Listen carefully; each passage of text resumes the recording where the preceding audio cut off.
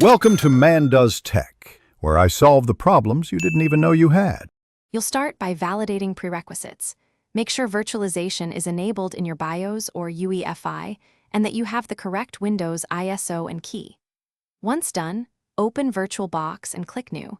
Name the VM logically and select Microsoft Windows with the exact version matching the ISO. Allocate RAM conservatively, usually 1/4 to 1/3 of physical memory, and create a virtual hard disk. Choose VDI dynamically allocated for flexibility, then proceed to the disk size selection. Don't finalize until storage is planned. Now configure the VM hardware for performance and compatibility. Increase CPU cores carefully and enable PAE/NX only if the guest needs it. Boost video memory to 128 MB or more for GPU-accelerated tasks. Under storage, mount the Windows ISO to the virtual optical drive and confirm network mode. Use NAT for simplicity or bridged for LAN visibility. Start the VM and follow the Windows installer.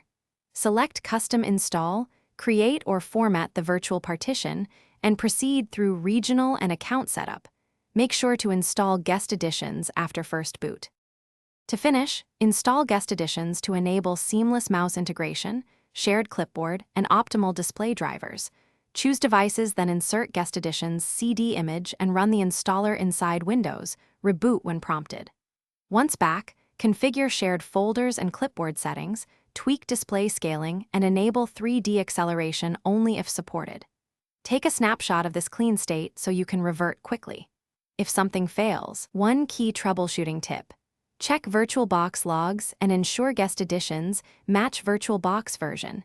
Mismatched versions often cause driver or boot issues.